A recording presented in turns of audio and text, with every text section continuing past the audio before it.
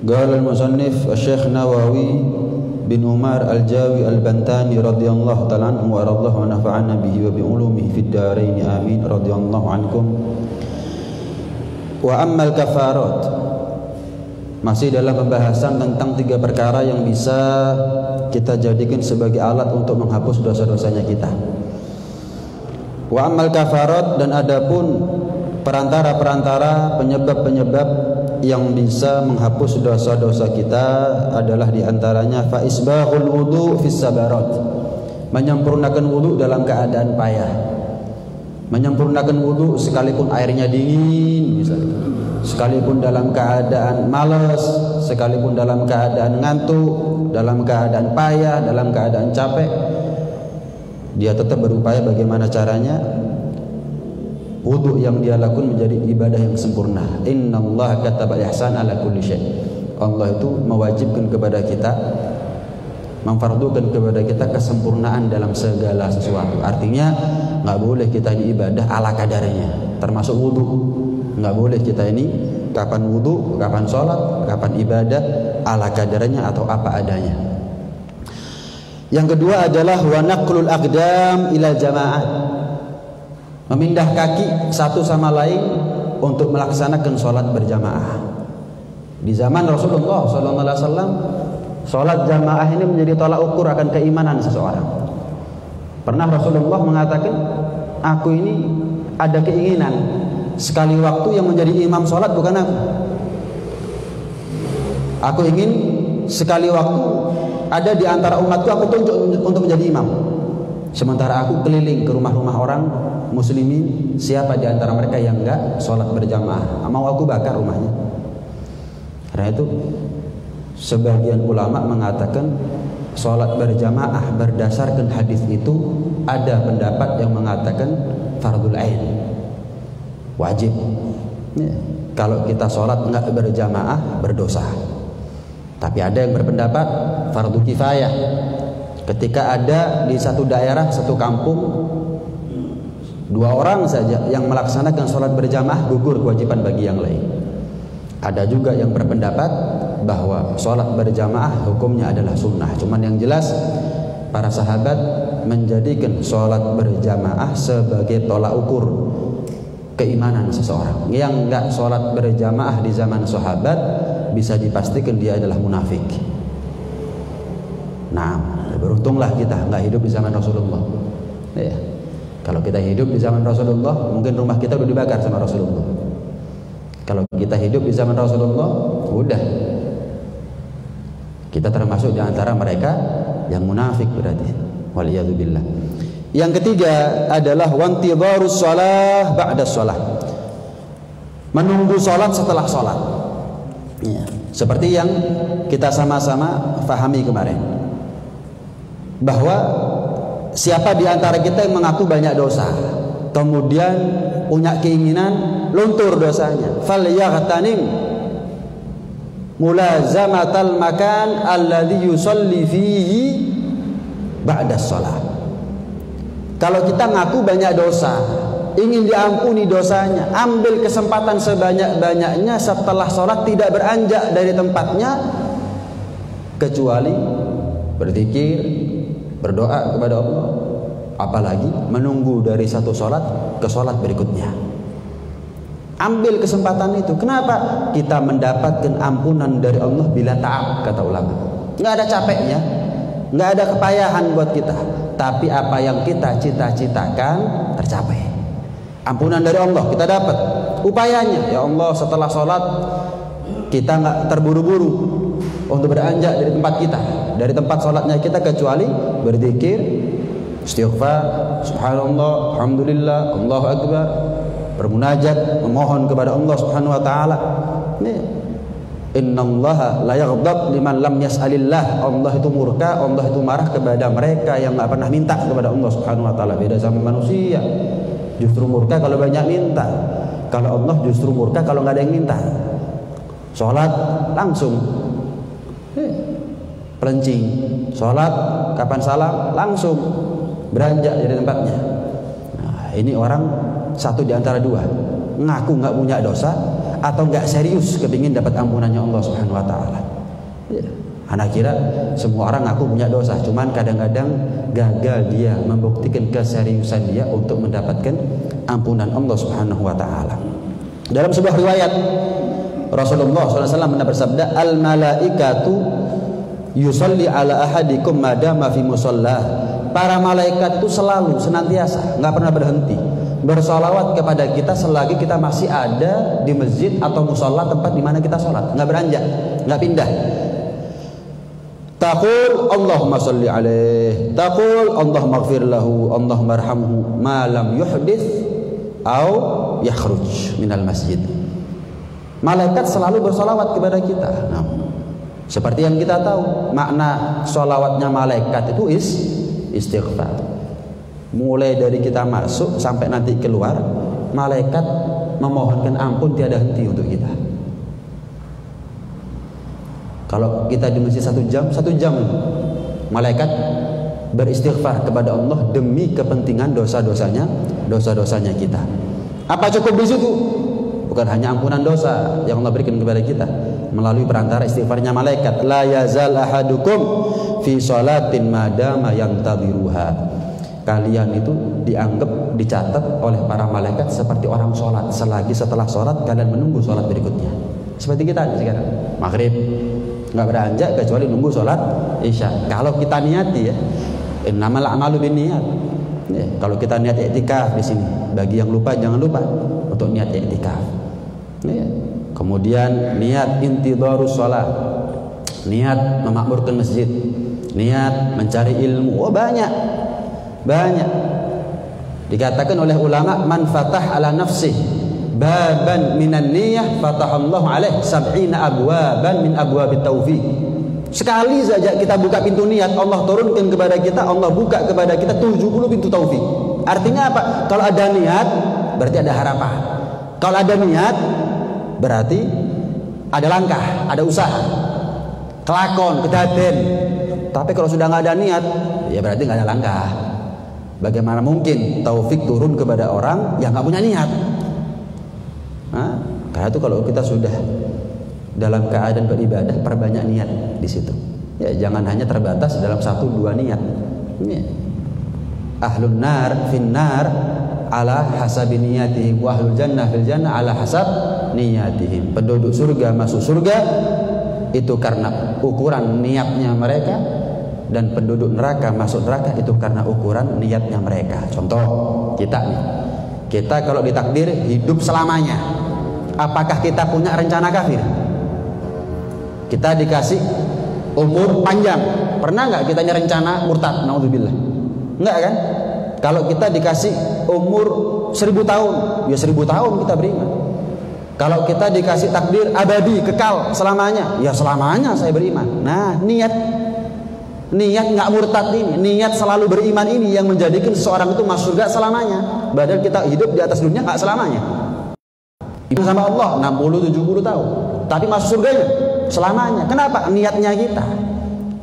Sebaliknya orang kafir, mereka kalau dikasih kesempatan hidup 1000 tahun, 1000 tahun mereka kafir, nggak pernah punya rencana tahun depan saya mau iman sama Allah dengan iman yang murni, nggak ada. Seandainya mereka diberi kesempatan hidup selamanya, selamanya mereka kafir, makanya masuk neraka selamanya. Walhasil ini bab niat. Ya. Kalau kita duduk seperti ini, ya, kita bukan hanya mendapatkan ampunan Allah, tapi ya, kita bukan hanya mendapatkan istighfarnya malaikat, lebih daripada itu kita juga mendapatkan pahala, ya, banjir pahala dari Allah Subhanahu wa taala. Duduk kita nggak gerak, nggak baca apapun, tapi kita dianggap seperti orang sholat yang ada gerakan, yang ada bacaan di situ. Ya. Rukuk, sujud, bangkit lagi, rukuk lagi, sujud lagi, salam, berdiri. Bayangkan. Tapi kita duduk nih, ngucap enggak, baca enggak, gerak enggak, rukuk enggak, sujud enggak, capek enggak, ngantuk kadang-kadang.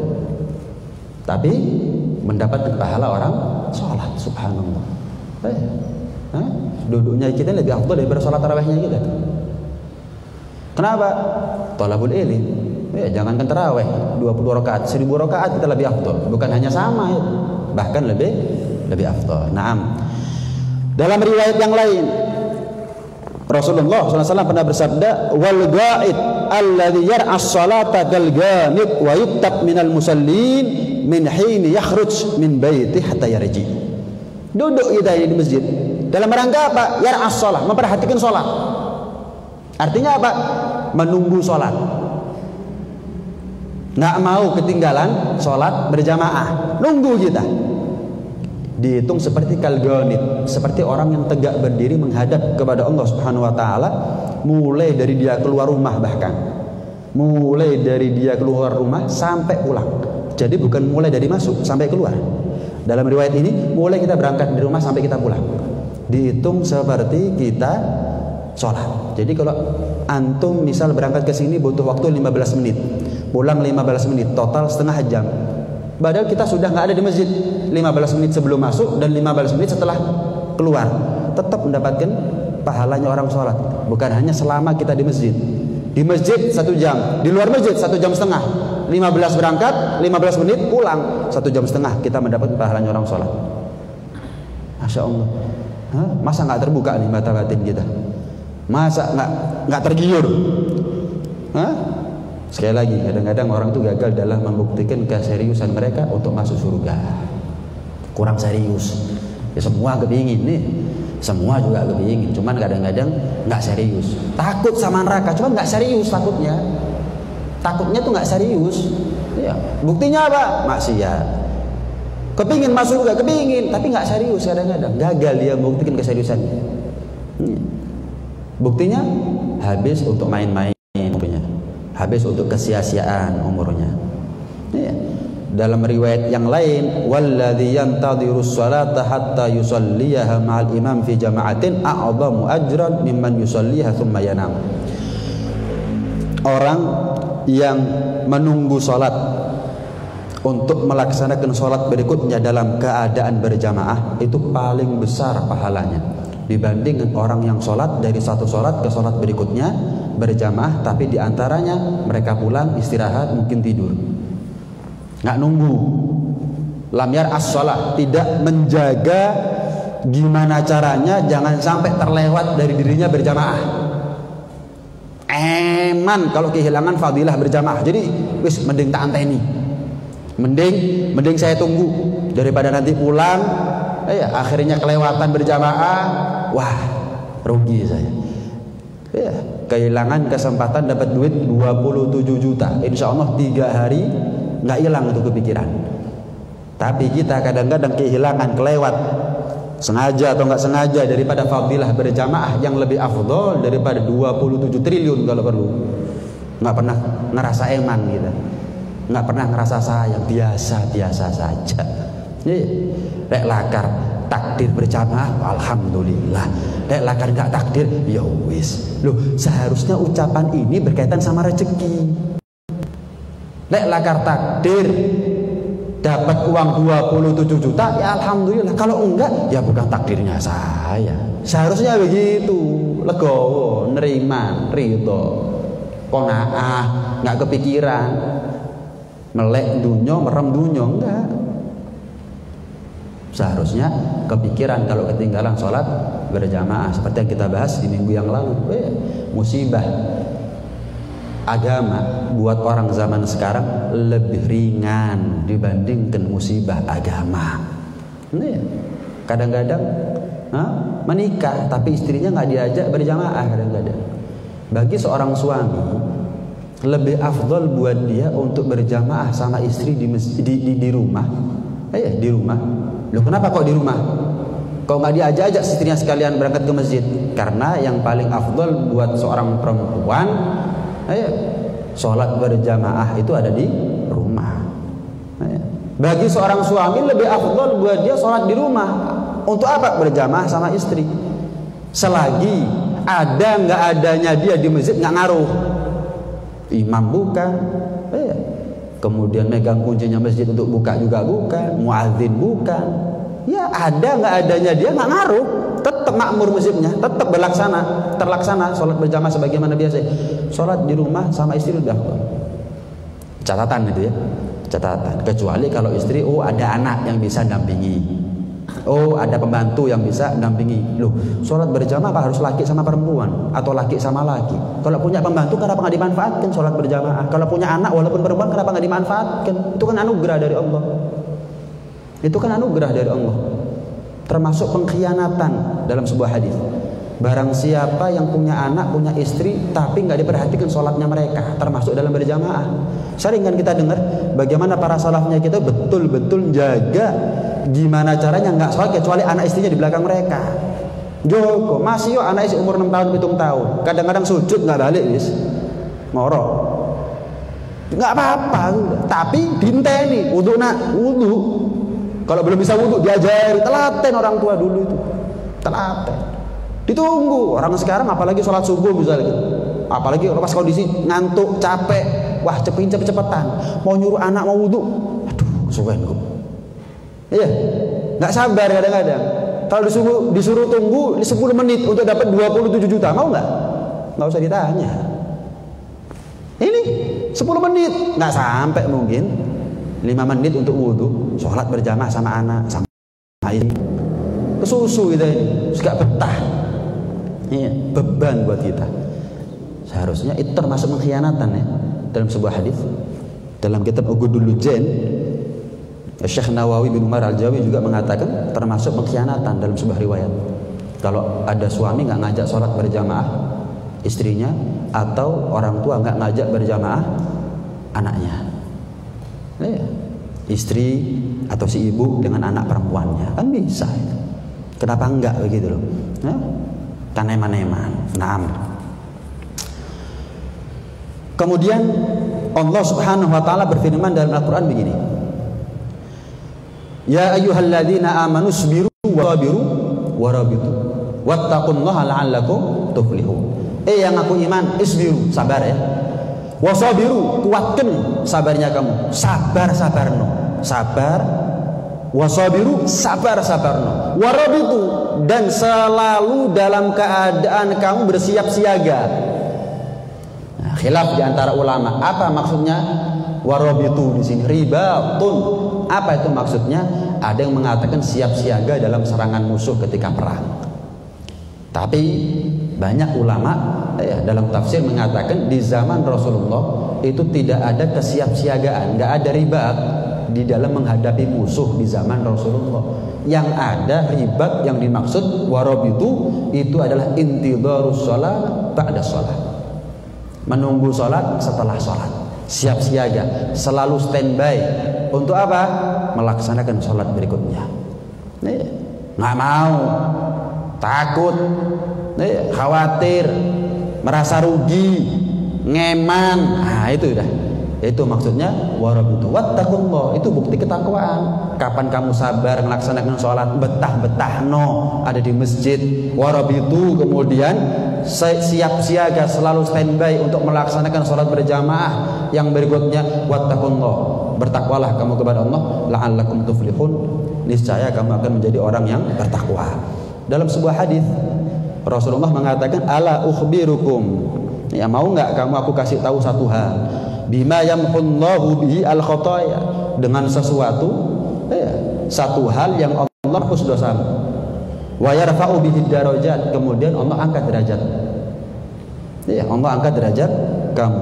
Apa itu? Ini isbaghul wudu alal makari, menyempurnakan wudu dalam keadaan payah, dalam keadaan masyaqqah, terlalu dingin misalkan.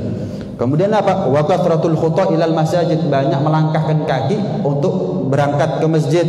Wa intidharus shalah ba'da shalah, fadzalikumur ribat, fadzalikumur ribat, fadzalikumur ribat. Ini hadis Nabi ya. Jadi ketika antum mendengar seseorang menyampaikan hadis Nabi, bayangkan itu kalam-kalamnya Nabi. Bayangkan, renungi seperti seolah-olah kita hadir sama Nabi ngomong hal tersebut kepada kita. Menyempurnakan wudu dalam keadaan payah, banyak melangkahkan kaki menuju ke masjid, kemudian menunggu sholat untuk melaksanakan sholat berikutnya. Ini yang namanya ribat. 3 kali Nabi tekankan, ini yang namanya ribat, ini yang namanya ribat, ini yang namanya ribat, ini yang namanya kesiapsiagaan itu. Intidharus shalah ba'da shalah. Alhamdulillah, Alhamdulillah kita mendapatkan kemudahan ada di malam hari ini. Ya, mudah-mudahan diampuni dosanya kita oleh Allah, diangkat derajatnya kita oleh Allah Subhanahu wa taala, dan dilipat gandakan pahala kita oleh Allah Subhanahu wa taala. Nanti di hari kiamat orang itu masuk surga karena amalan sholatnya macam-macam ciri khas mereka. Ya. Masuk surga berkelompok-kelompok, punya kategori masing-masing. Oh, kalau masuk surga karena sebab puasa, babu roya. Kalau sebab sholat, babu sholat. Cuman mereka yang ahli sholat masuk ke dalam surga melalui babu sholat itu bukan dalam satu keadaan yang sama. Enggak. Ada di antara mereka yang wajahnya kasyams, seperti matahari, terang, bercahaya. Sampai heran-heran itu para malaikat. Man antum? Siapa antum ini? Oh, nahnul muhafiduna ala sholat. Kami ini orang yang jaga sholat. Kaifa kanat muhafadatukum alaiha? Sehebat apa kalian menjaga sholat? Kok sampai masuk surga udah pintunya khusus babu sholat, wajahnya terang, penuh cahaya, seperti cahaya matahari, terang, menjadi sumber cahaya itu matahari. Oh, kami ini ada di masjid, ya kami mendengar adzan ketika kami sudah di masjid. Belum adzan udah di masjid, terang. Kemudian kloter kedua juga begitu, masuk surga melalui babu sholat. Cuman kal gamar lailatul badar, wajahnya terang seperti bulan purnama, nggak seterang matahari, cuman indah. Terheran-heran juga para malaikat. Man antum? Siapa antum? Oh, kami ini orang yang jaga sholat. Loh, tadi juga sama. Sehebat apa kalian jaga sholat? Kami wudu belum adzan, kami wudu. Cuman bukan sebelum adzan kami di masjid. Adzan baru saya berangkat ke masjid. Ini kal gomar lailatul badar. Kelompok ketiga kal kawakib, bintang, kelap-kelip. Ini kadang bercahaya, kadang redup. Gimana itu? Mau wudu nunggu adzan dulu, si turun adzan. Kapan adzan? Baru. Ya, nggak tahu lagi kalau sholat duhurnya jam 2, ya. Sholat asarnya jam 5, nggak tahu itu. Ini sore bintang apa mana ya? Nggak tahu sudah. Nih, itu keadaan mereka. Nah, kalau kita ini perhatian sama sholat, Allah tuh merahmati orang yang perhatian sama waktu. Maksudnya apa? Mawaqitis sholat. Orang itu kalau memperhatikan sama waktu-waktunya sholat. Kadang-kadang kita ini sholat berjamaah, sholat ya maaf. Kadang-kadang kita ini ngerti sholat. Cuman duhur jam piro saiki? Waduh, karo. Apa lho jam loro aku duhur. Sekarang maghribnya jam berapa? Ini sudah maghrib belum ya? Misalkan kita ada di desa, mati lampu, nggak ada adzan, bingung. Adzan apa turun? Adzan, delok jam, bingung. Embuh. Kenapa? Maghribnya 6:30. Ini nggak tahu sudah. Masuk. Allah itu merahmati, mengasih sayangi, membelas kasihani orang yang perhatian sama waktu-waktunya sholat. Ngerti duhur jam berapa, asar jam berapa, dan seterusnya. Nah, kalau kita sholat, tapi kadang-kadang nggak ngerti perubahan waktu ini bagaimana. Kadang-kadang kita nggak ngerti. Karena itu, kalau kita sadar betapa banyak pahala yang Allah berikan kepada kita, ampunan yang Allah tebar kepada kita dengan amalan-amalan tersebut, ya termasuk dolim ya. Kalau kita ini ada orang itu dolim sama orang lain, kecewa marah sama orang lain, itu wajar. Tapi kalau dia marah kecewa sama dirinya sendiri, artinya kalau ada orang ngampleng orang lain, ya wajar, masih wajar. Yang nggak wajar itu ngampleng ngawai dewi, dolim sama orang lain itu masih wajar walaupun berdosa ya. Tapi yang aneh, yang nggak wajar, dolim sama dirinya sendiri. Nah, kita ini mungkin belum tentu dolim sama orang lain, tapi yang jelas kita dolim sama diri kita sendiri. Atau sudah dolim sama orang lain, dolim sama diri sendiri kita. Faminhum zalimun li nafsih. Allah berfirman dalam Al-Quran, faminhum zalimun li nafsih. Ada di antara mereka yang dolim sama dirinya sendiri. Siapa itu? Dalam tafsir dikatakan alladzi yadkhul ba'da qiyamis shalah, masuk ke masjid sementara sholat sudah didirikan. Itu termasuk orang yang zalim sama dirinya sendiri. Nggak nututi takbiratul ihramnya imam, tuh zalim sama dirinya sendiri. Al-Imam Sa'id ibn Musayyib, bisa dibaca Musayyib, bisa dibaca Musayyab. Beliau itu dikatakan oleh Imam Ahmad bin Hanbal, dikenal Al-Imam Sa'id ibn Musayyib, seorang tabi'i. Itu 50 tahun nggak pernah ketinggalan takbiratul ihramnya imam, nggak pernah. Sampai disifatkan oleh orang-orang yang hidup sezaman dengan beliau, Sa'id ibn Musayyib ini kalau sudah ada di masjid nggak pernah tahu lehernya jamaah yang ada di belakang. Kenapa? Terakhir keluarnya. Jadi keluar masjid sudah nggak ada orang, dan jamaah nggak pernah tahu wajahnya, nggak pernah ngelihat wajahnya Sa'id ibn Musayyib. Kenapa?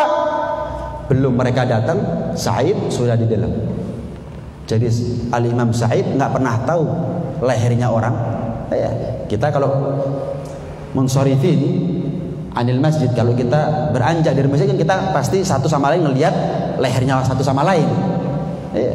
Kalau Al-Imam Sa'id enggak, beranjak dari masjid, berpaling dari masjid, keluar dari masjid, nggak ada orang sama sekali. Padahal masjidnya full. Kenapa? Paling akhir keluarnya. Kemudian jamaah yang lain nggak pernah bisa melihat wajahnya Sa'id bin Musayyib. Kenapa? Orang pertama kali masuk. Orang yang pertama kali masuk ke dalam masjid. Jadi sudah mereka orang kedua saja, nggak usah orang yang kesekian, orang kedua saja masuk ke masjid, wis kaketok wis. Kecuali dari samping mungkin. Kecuali diintip bisik baru. Ya tahu mereka, taunya di luar. Kalau di masjid mereka nggak pernah melihat wajahnya Sa'id bin Musayyib. Subhanallah. Itu berapa lama? 50 tahun. Nggak pernah ketinggalan takbiratul ihramnya imam. Al-Imam Al-Faqih Al-Muqaddam. Beliau dengan orang-orang yang pernah hidup sezaman dengan beliau. Itu apa istilahnya ya? Kayak lomba begitu. Ayo, siapa yang ketinggalan takbiratul ihram? Ya, siapapun di antara kita, termasuk Al-Imam Faqih Al-Muqaddam ada. Siapa di antara kita yang ketinggalan takbiratul ihram bersama imam, dia harus sedekah sekian juta misalnya orang sekarang. Siap? Wes. 2-3 orang di antara mereka sepakat. Bukan taruhan ya. Bukan. Ya. Hukumannya kalau orang ketinggalan takbiratul ihram sama sedekah sekian juta. Wes, sekali waktu sudah azan.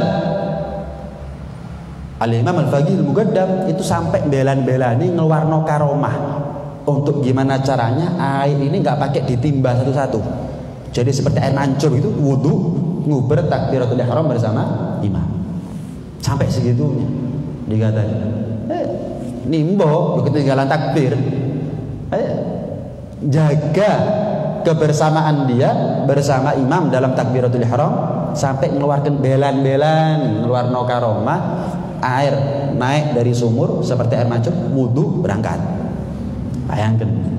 Nah, kalau kita kan nggak bingung belas ya, azan, ya gampang, siktas azan kadang-kadang. Sudah azan ini. Hati-hati. Karena itu faminhum dzalimun li nafsihi, orang zalim sama dirinya sendiri. Minimal kata ulama wal muqtasid, minimal paling lama kita datang ke masjid itu apa? Man yadkhul ba'dal adzan. Ba'dal adzan tapi qabla takbir. Setelah adzan kita duduk di masjid walaupun belum takbiratul ihram imam.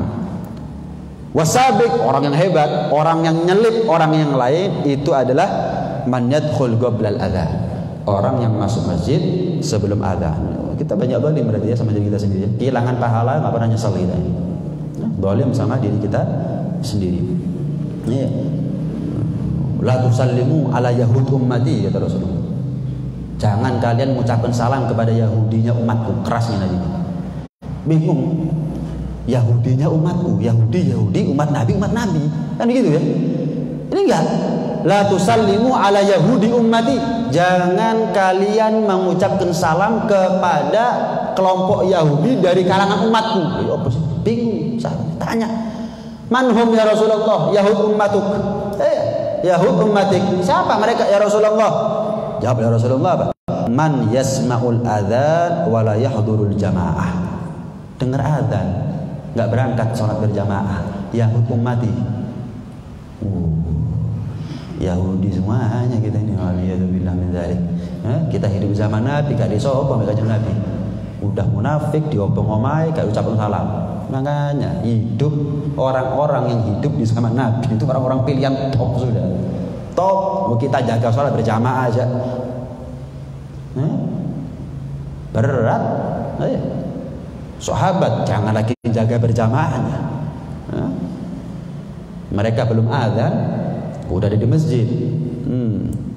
Dalam riwayat awal waktu ridwanullah, orang yang sholat di awal waktu mendapatkan keridhaan dari Allah Subhanahu wa taala. Mendapatkan keridhaan dari Allah.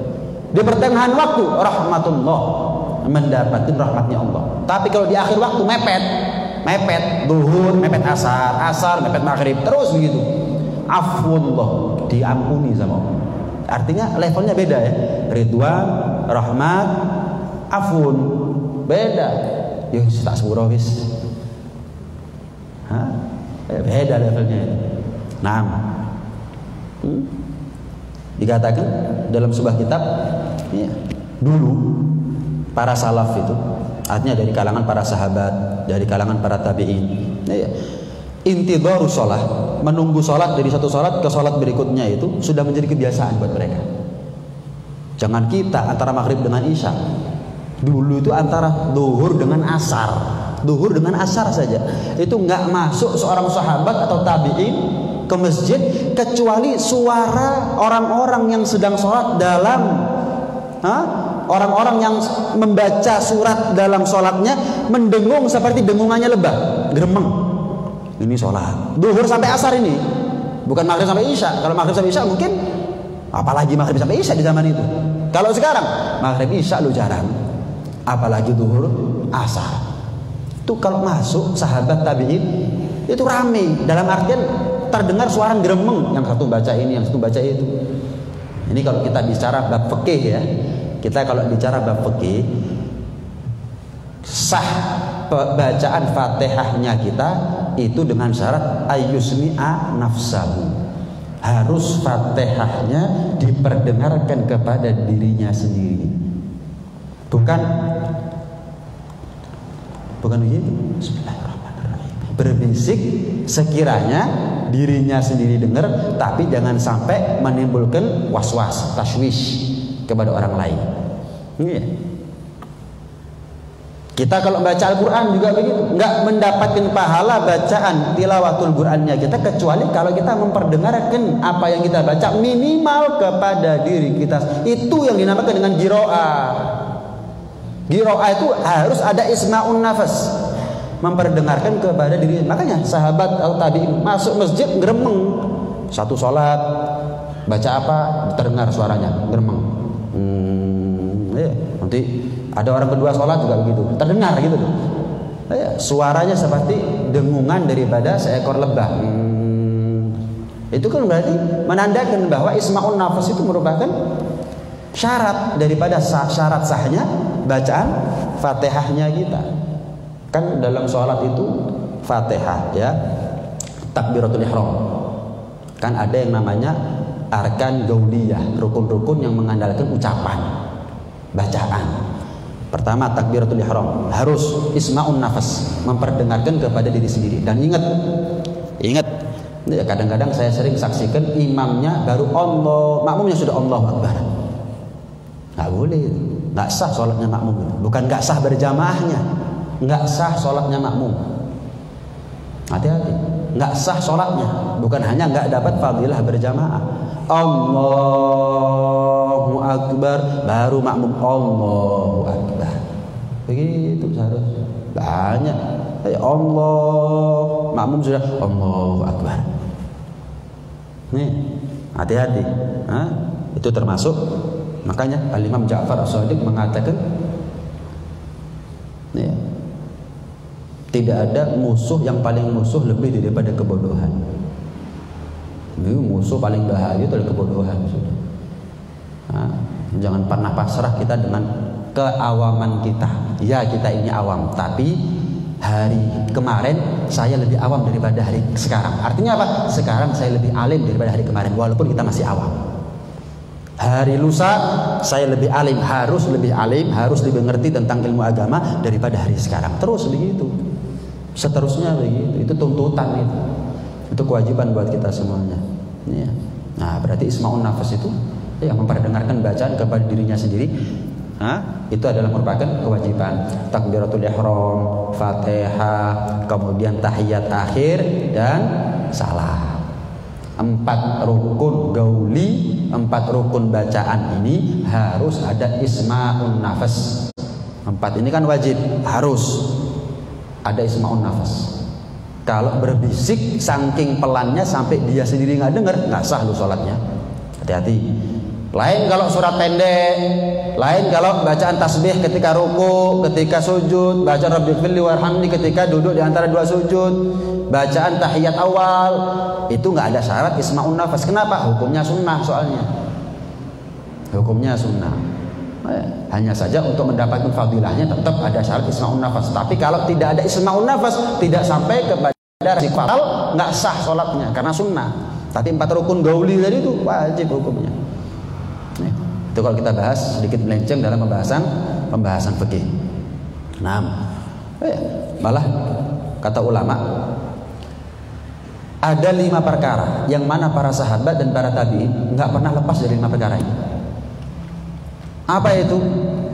Yang pertama luzumul jamaah, sholat berjamaah. Yang kedua wattiba'us sunnah, sahabat dan para tabi'in nggak pernah meninggalkan sunnah. Beda sama kita, kapan tahu sunnah malah ditinggal no. Kalau sahabat justru tahu sunnah malah diamalkan.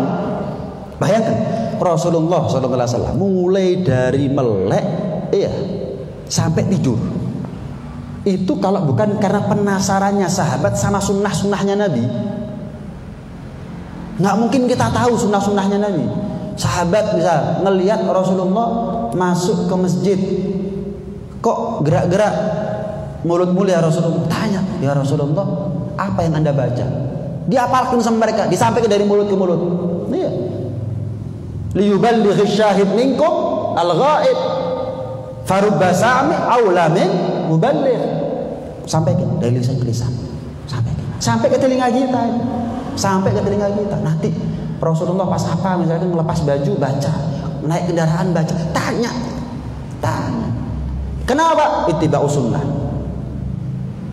Ittiba'us sunnah. Kalau kita walah sunnah tak pikir wajib lah gitu kita. Itu kita sudah.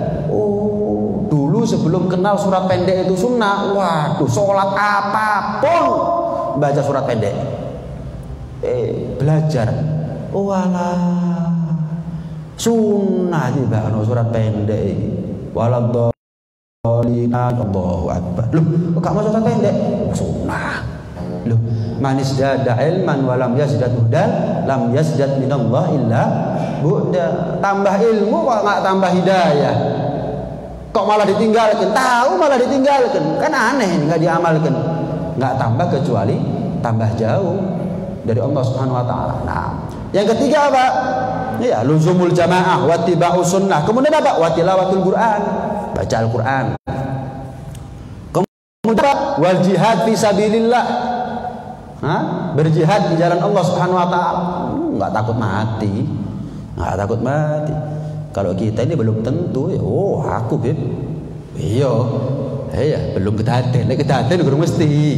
Semua orang juga begitu. Aku lek sugih kurang mesti. Sama, saya kan begini. Kalau sampai ada apa-apa dengan negara Indonesia, saya siap. Dulu pengkhianat juga pernah ngomong gitu. Ngeletek begitu namanya laras panjang di kepala anaknya, kepala dewe sih gak apa-apa. Dari anake jadi pengkhianat ya. Orang sekarang ini banyak yang tidak membela agamanya kok. Ngaku-ngaku bela negaranya. Agama ini lho didol. Lah kok negara. Rumus itu sudah. Orang kalau bela agamanya, bela negaranya. Kenapa? Hubbul watan minal iman. Cinta negara bagian dari keimanan. Kalau bela agama, tanda orang beriman. Tanda orang beriman, membela negara. Tapi orang yang gembar-gembor bela negara, kurang mesti, belum tentu. Buktinya apa? Icing ngomong Pancasila, koruptor kabeh lek saiki. Bansos dijebat. Padahal dulu, banner paling gede, saya Pancasila. Meletek. Nggak ada sudah. Nggak ada. Agama ini didol kok. Agamanya nggak diperhatikan. Wah, negara lagi. Sudah, itu rumus. Nggak ada orang yang nggak bela agamanya, bela negara itu nggak ada. Contohnya, yang memerdekakan Indonesia siapa? Kalau bukan ulama dan santri-santrinya. Kenapa? Mukminin. Mereka orang-orang yang beriman tanpa mengesampingkan tanpa menganggap kecil peran agama lain. Iya, tapi mayoritas muslimin. Itu gambaran. Itu gambaran, nggak bisa. Jihad fisabilillah. Nah, yang kelima adalah imaratul masjid, memakmurkan masjid. Memakmurkan masjid itu tolak ukurnya bukan fisik, bukan kedekatan jarak, bukan iman. Karena itu Allah berfirman, innama ya'muru masajidallahi man amana billah wal yaumil akhir ila akhiril ayah. Innama, inna harfu tauhid, gandeng sama mazaidah. Itu berarti yufid ifadatul hasr, memaknai daripada ayat innama ya'muru masajidallah. Orang yang makmurkan masjid hanya orang yang iman kepada Allah dan iman kepada hari akhir, hari kiamat. Nggak iman sama Allah, tipis imannya. Nggak iman sama hari akhir, atau tipis imannya sama hari akhir, hari kiamat, berat untuk membangun masjid. Contoh. Ya. Teringat juga Al-Imam Sa'id bin Musayyib. Ya, Al-Imam Sa'id bin Musayyib ini seumur hidup hajinya 40 kali. 40 kali. Oh, gampang, Beb. Umurnya udah Mekah. Loh. Jelas ya? Enggak. Oh, ya gampang, Beb. Lang hidupnya di Madinah. Al-Imam Sa'id hidupnya di Madinah. Oh, ya gampang, hidup di Madinah, jalan ya, berangkat 5 jam nyampe. Sekarang 5 jam lah dulu.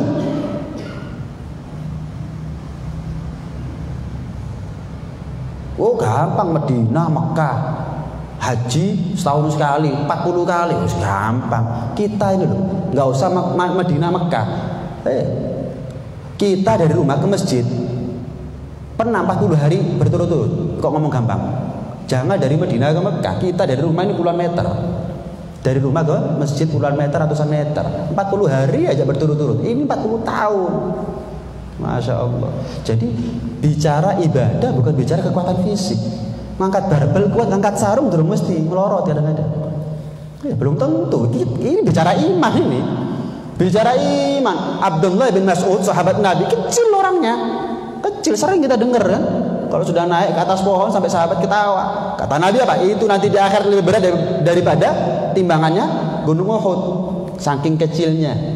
Kakinya sahabat Abdullah bin Mas'ud radhiyallahu anhu. Oh, Abu Jahal gede gagah. Nggak punya iman. Yang bernilai imannya Abdullah bin Mas'ud, bukan fisiknya.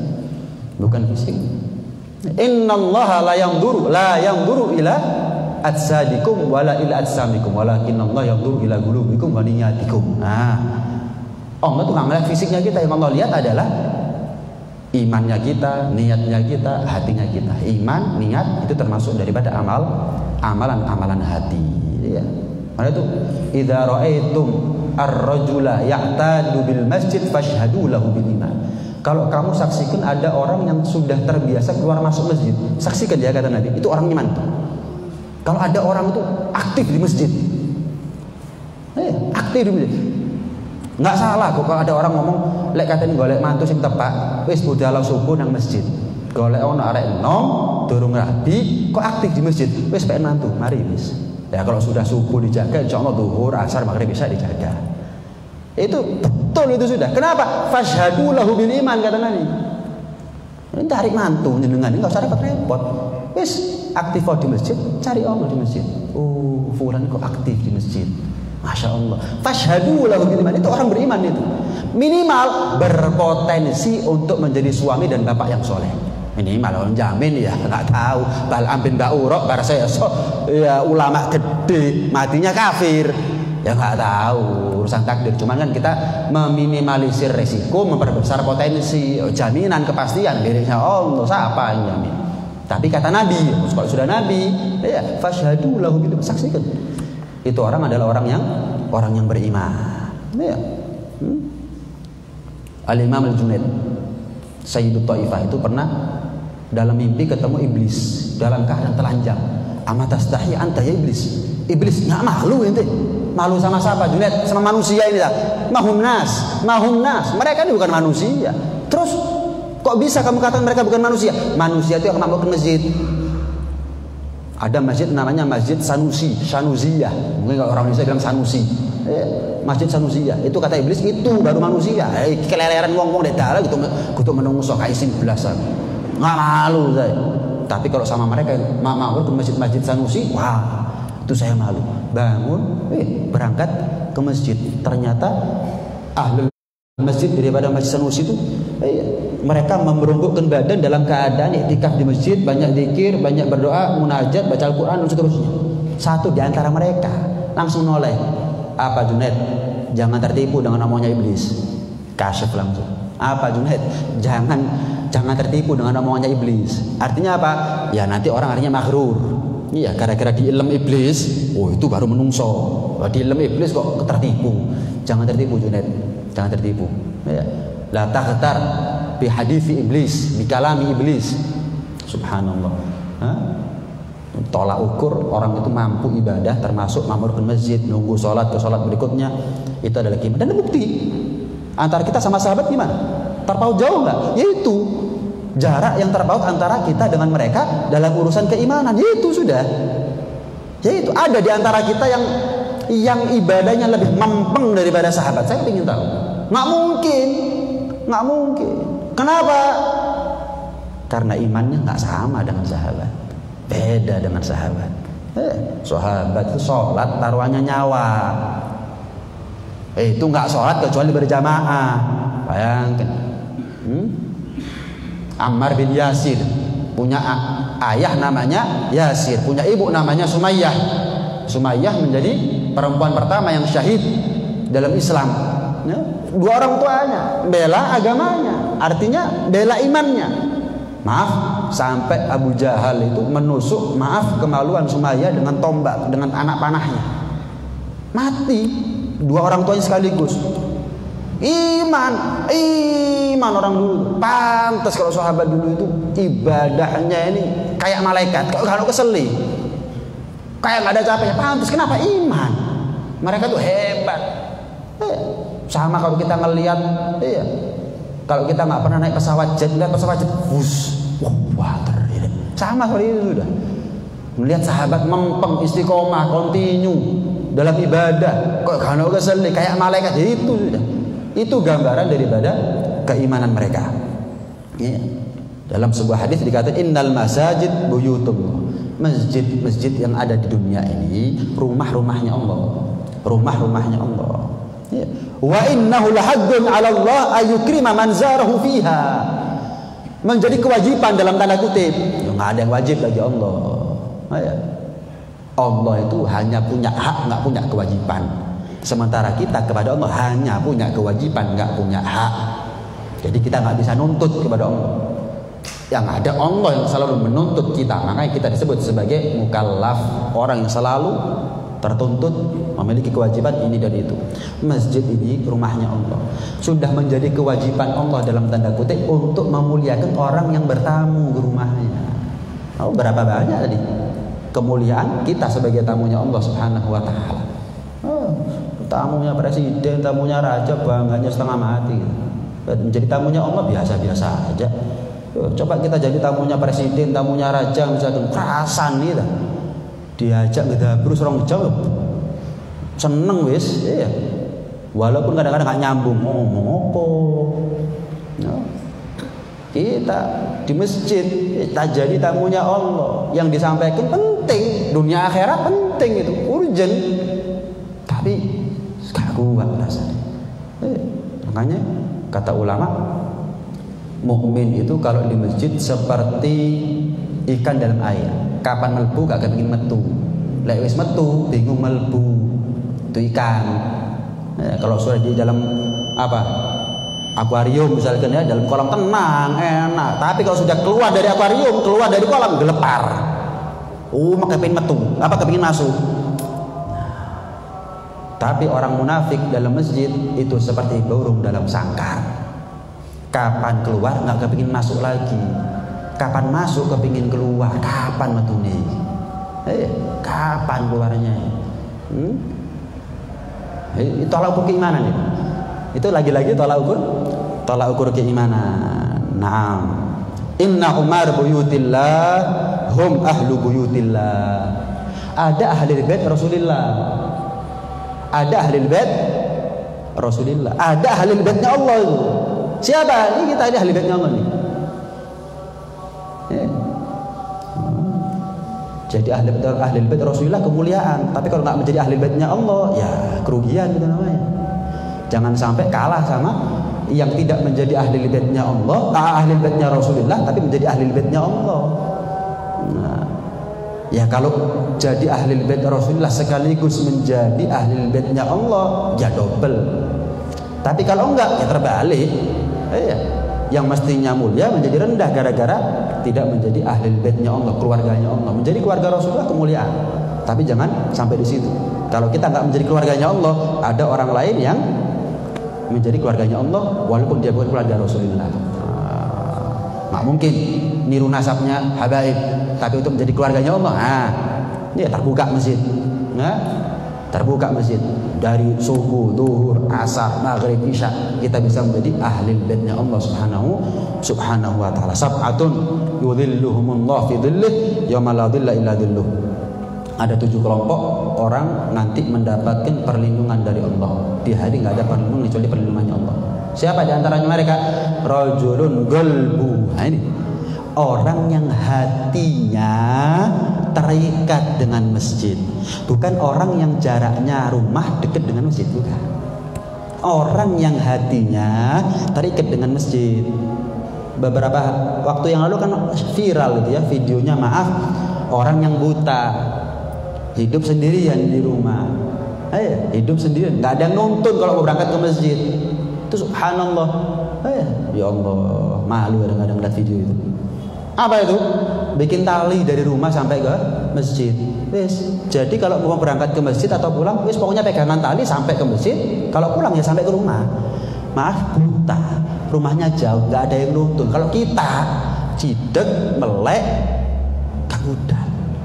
Nah ini seperti yang saya pernah bilang, wong lek niat ketemu coro gitu loh. Orang kalau niat ketemu coro, padahal banyak kelemahan dia itu. Rumahnya jauh, nggak ada yang nuntun, maaf, buta. Cari caranya, kreatif ketemu. Pokoknya pakai tali, nggak ngerepoti wong. Enak wis.